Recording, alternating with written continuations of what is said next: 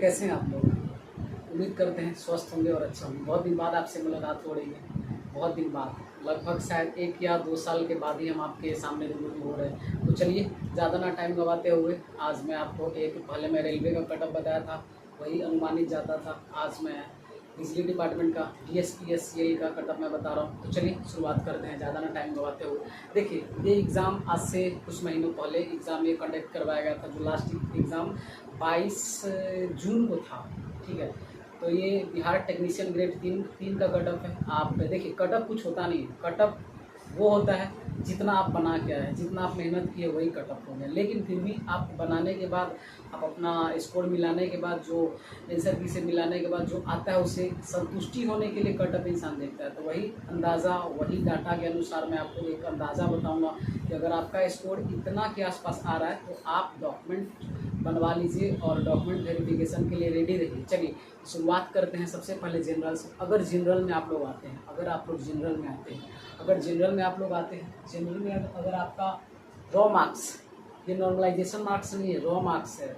Normalisation करके marks बढ़ेंगे इस बार, क्योंकि ये एग्ज़ाम 37 टर्म में एग्ज़ाम हुआ था, 37 शिफ्ट हुआ था ये एग्ज़ाम का। लगभग एक एग्ज़ाम कैंसिल हुआ था, उसका एग्ज़ाम लास्ट में ले लिया था। तो ये एग्ज़ाम में थोड़ा सा नॉर्मलाइजेशन का आपको फ़ायदा मिलेगा। अगर आपका हार्ड शिफ्ट में एग्ज़ाम आता अगर हुआ होगा तो आपको 6 या 7 नंबर शायद बढ़ सकता है।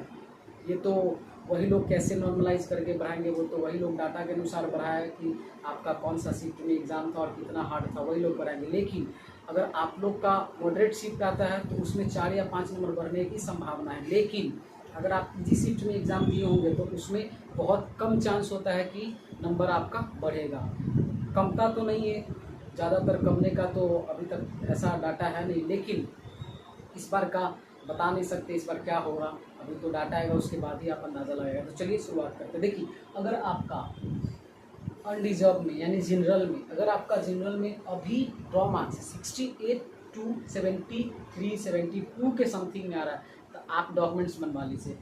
आपको डॉक्यूमेंट्स वेरिफिकेशन बहुत जल्दी देखने को मिलेंगी और बहुत जल्दी आपका रिजल्ट आएंगे और आपके घर में मिठाई बटेंगी। उसके बाद अगर OBC से आप लोग आ रहे हैं, OBC में अगर आपका रॉ स्कोर 65 66 के आसपास है, रॉ स्कोर बन रहा है 65 to 70 के आसपास में, 70 के समथिंग में बन रहा है। देखिए, ऐसे अगर आप लोग किसी भी चीज़ का प्रिपरेशन कर रहे हैं, किसी भी एग्ज़ाम का, तो आप कोशिश कीजिए 70% करने का। लगभग 70% में लगभग हर एग्ज़ाम आप कंडक्ट कर सकते हैं। लेकिन होता है ना डाटा अनुसार, जैसे कि वो रिजर्व जैसे कि मान लीजिए जनरल, OBC, SC ST, इसके अनुसार थोड़ा थोड़ा कमता है। लेकिन आप लोग किसी भी चीज़ एग्ज़ाम दीजिए ना तो आप सोचिए कि आप जनरल से ही फाइट करोगे। इससे आपका हर एग्ज़ाम कंडक्ट क्लियर हो जाएगा। तो देखिए, ऐसे आप मान लीजिए, देखिए अगर OBC में आप आते हैं तो 65 से 70 के आसपास में, 65 to 70 के आसपास में अगर आपका रॉ स्कोर बन रहा है तो आप खुद को सेफ मान सकते हैं। उसके बाद अगर आप EWS में आते हैं, देखिए पिछले बार जब एग्ज़ाम हुआ था तो EWS का प्रावधान नहीं था, लेकिन इस बार EWS का प्रावधान है। अगर EWS में देखिए, OBC और EWS में ज़्यादा का अंतर नहीं आता है, OBC और EWS में ज़्यादा का डिफरेंट नहीं आएगा। देखिए, EWS में अगर 63 65 64 के समथिंग में आपका रॉ स्कोर बन रहा है तो आप सेफ जोन में खुद को रख सकते हैं। उसके बाद अगर आप EBC में आ रहे हैं, EBC में अगर आपका स्कोरिंग 61 के ऊपर एभव है तो उसके बाद आप अनुमानित लगाइए कि आपका रिजल्ट बहुत जल्दी देखने को मिलेंगे। उसके बाद अगर आप SC में आते हैं, देखिए पिछले बार SC का कटअप भी बहुत कम गया था। कितना कटअप गया था? 46 दशमलव समथिंग गया। तो इस बार इतना कम नहीं जाएगी, क्योंकि इस बार बहुत सारे स्टूडेंट ने पढ़ा है, बहुत सारे ITI ने भी कर रखा है, तो इतना तो जाने का चांसेस बनता ही नहीं है।